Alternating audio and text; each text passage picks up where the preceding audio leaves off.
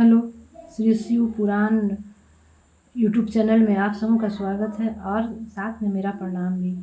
तो आज 10वां अध्याय का पाठ हम सुनाने जा रही हूँ आप सबों को। तो ये 10वां अध्याय में ये द्वीप का वर्णन है कि किन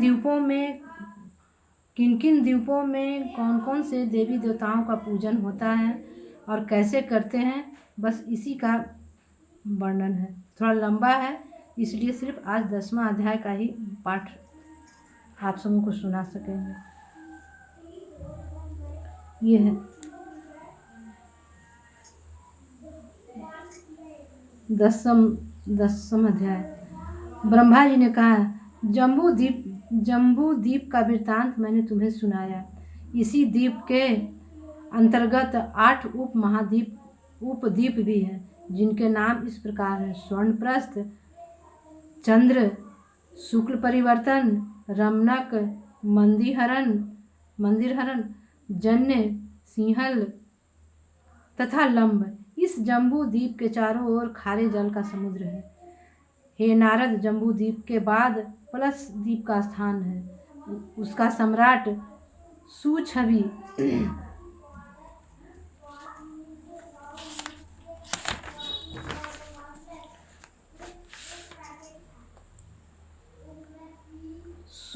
सुछवि नामक एक बड़ा राजा हुआ।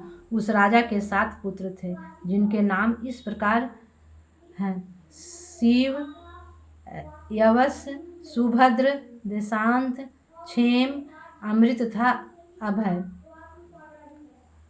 उस राजा ने अपने इन 7 पुत्रों का द्वीप के साथ 7 खंड करके बांट दिए। वे 7 खंड इन्हीं 7 लड़का के नाम से प्रसिद्ध हुए। इस द्वीप में 7 पर्वत हैं तथा 4 वर्ण के लोग रहते हैं, जिनके नाम इस प्रकार हैं: ऊर्ध्वायन, परमहंस, पतंग तथा सत्यांग। मनुष्य को इनके दर्शन भी देवी देवताओं के दर्शन के समान अत्यंत कठिनता से प्राप्त होते हैं। ये सब सूर्य का पूजन करते हैं तथा उन्हीं के मंत्र को जपते हुए इस प्रकार प्रार्थना करते हैं: हे सूर्य देवता, आप भगवान सदाशिव के रूप हैं। आपका शरीर तीनों गुणों से युक्त है। आप संपूर्ण रोगों का नष्ट करते हैं। हे नारद, इस प्रकार पलस द्वीप के निवासी सूर्य नारायण के माध्यम से शिव जी का पूजन करते हैं। इस द्वीप के चारों ओर ईख के रस का समुद्र है। हे नारद, अब तुम सालमली द्वीप का हाल सुनो। पलस द्वीप जम्बू द्वीप से दुगना बड़ा है। सालमली द्वीप का विस्तार पलस द्वीप से दुगना है। इस द्वीप के चारों ओर सुरोध समुद्र है। प्रियव्रत का पुत्र जगबाहु इस द्वीप का सम्राट था। उनके 7 पुत्र उत्पन्न हुए, जिनके नाम इस प्रकार हैं: सुरोचन, सोमसव, रमणक, देवभद्र, भद्र, आप्यायन तथा अभिज्ञात। राजा जगबाहु ने सालमली द्वीप के 7 खंड करके अपने सब पुत्रों में बांट दिए। वे द्वीप खंड उन्हीं बालकों के नाम से प्रसिद्ध हुए। हे नारद, सालमली द्वीप के निवासी चंद्रमा का पूजन करते हैं और उन्हीं का मंत्र जपते हुए इस प्रकार प्रार्थना करते हैं: हे चंद्रमा, आप भगवान सदाशिव के कृपा पात्र हैं। अस्तु, हम आपको शिव जी का ही स्वरूप समझते हैं। आप अपने शीतल स्वभाव से सबको शीतलता प्रदान करते हैं तथा सभी जड़ी बूटियों का निर्माण आपके ही द्वारा होता है। इस प्रकार आप अमृत के कुंड हैं। संसार का आरोग्य आप ही के ऊपर निर्भर है। आप हमारे ऊपर कृपा बनाए रहें। हे नारद, सालमली द्वीप के उपरांत कुश द्वीप है। उस द्वीप को घृत का समुद्र चारों ओर से घेरे हुए है। राजा प्रियव्रत का पुत्र हिरण्य उस द्वीप का सम्राट हुआ। हिरण्य के 7 पुत्र हुए, जिनके नाम इस प्रकार हैं: वसुदान, दृढ़रुचि, नामगुप्त, सत्यव्रत, विविक्त तथा वामदेव। इस द्वीप में भी 7 पर्वत हैं तथा 7 नदियां हैं। राजा हिरण्य ने इस द्वीप को 7 खंडों में विभाजित करके अपने पुत्रों में बांट दिया था। अस्तु यह सभी खंड उन्हीं राजपुत्रों के नाम से प्रसिद्ध हुए। हे नारद, कुश द्वीप के निवासी अग्नि को शिव जी का स्वरूप जानकर उनका पूजन, स्मरण तथा ध्यान करते हैं तथा इस प्रकार प्रार्थना करते हैं, हे अग्नि, आपके बिना संसार का कोई भी कार्य नहीं चल सकता। आप भगवान सदाशिव के रूप हैं। अस्तु आप हमारे ऊपर कृपा बनाए रहें। हे नारद, 5वां क्रौंच द्वीप कुश द्वीप से विस्तार में दुगना है। उसके चारों ओर दूध का समुद्र है। वहाँ क्रौंच नामक एक पर्वत है जिस पर स्कंद जी विराजमान रहते हैं। उस द्वीप का सम्राट राजा प्रियव्रत का पुत्र धृतपृष्ठ हुआ। धृतपृष्ठ के 7 पुत्र उत्पन्न हुए जिनके नाम इस प्रकार हैं, अनंत, बुध, मेघपृष्ठ, भ्राजिष्ठ, लोहित तथा वनस्पति। इस द्वीप में भी 7 पर्वत तथा 7 नदियां हैं। राजा घृतपृष्ठ ने इस द्वीप को 7 खंडों में विभाजित करके अपने पुत्रों में बांट दिया। तब वे सभी खंड उन राजपुत्रों के नाम से प्रसिद्ध हुए।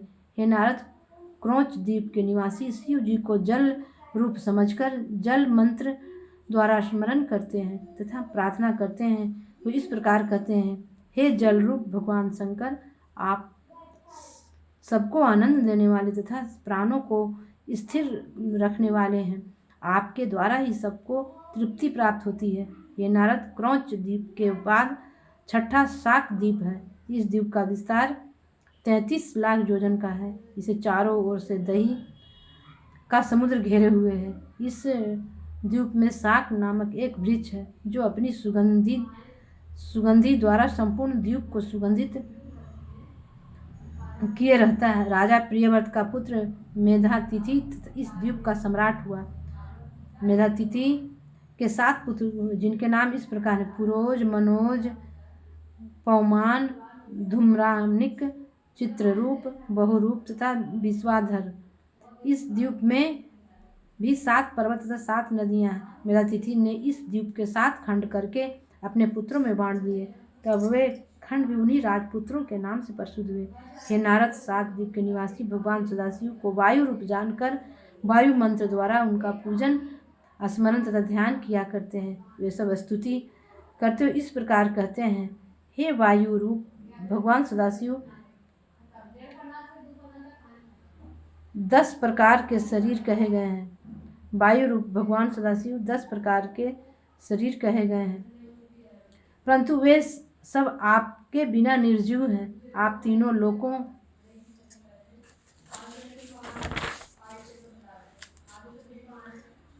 तीनों लोकों के भीतर बाहर आते जाते रहने पर भी सदैव निष्पाप तथा निर्मल बने रहते हैं।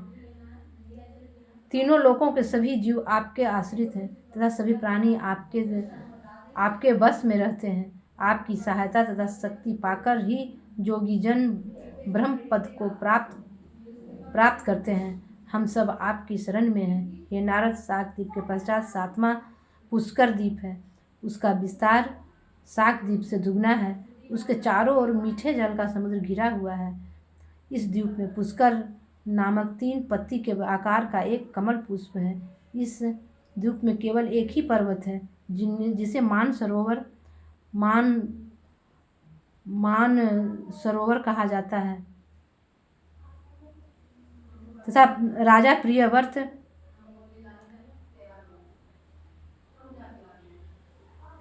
के पुत्र वितिहोत्र इस द्वीप के सम्राट हुए।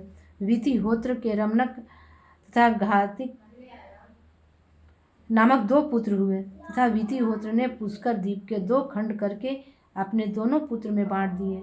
वे दोनों खंड उन्हीं राजपुत्रों के नाम से प्रसिद्ध हुए। हे नारद, पुष्कर द्वीप के सभी निवासी केवल कर्म को ही भगवान सदाशिव का स्वरूप समझते हैं तथा स्तुति करते हुए इस प्रकार कहते हैं, हे कर्म रूप ब्रह्म पर ब्रह्म, हम आपको प्रणाम करते हैं। आपके अधीन आपके अधीन देवता मुनि आदि सभी प्राणी हैं। आपके द्वारा ही तीनों लोकों के सभी प्राणियों को सुख दुख की प्राप्ति होती है। अस्तु हे कर्म रूप भगवान सदाशिव, आप हम आपको दंडवत करते हैं। आप सदैव हमारे ऊपर अनुग्रह बनाए रहें। इतनी कथा सुनकर ब्रह्मा जी ने कहा, हे नारद, इन सातों द्वीपों के ऊपर लोकालोक है, वह बहुत ऊंचा सा विशाल है। उसे ग्रह नक्षत्र सूर्य तथा ध्रुव भी नहीं लांघ सकते हैं। उसका विस्तार 50 करोड़ योजन का है। वहाँ तुर्ज भाग नामक एक पर्वत है और उसके चारों ओर मेरे द्वारा स्थापित किए हुए दिग्गज स्थित हैं। उनके नाम इस प्रकार हैं: अपराजित, वामन, गतपर्व, पुष्कर, शंखचूड़ तथा ऋषभ। उस स्थान पर भगवान विष्णु जी अपने भक्तों सहित निवास करते हुए संपूर्ण संसार का पालन करते हैं। लोकालोक के आगे जोगी जनों के अतिरिक्त अन्य कोई व्यक्ति नहीं पहुंच सकता। मनुष्यों की दृष्टि में वह स्थान दिखाई नहीं देता, अस्तु वहां उनका पहुंचना असंभव है। हे नारद, भूलोक का वर्णन मैंने तुमसे किया।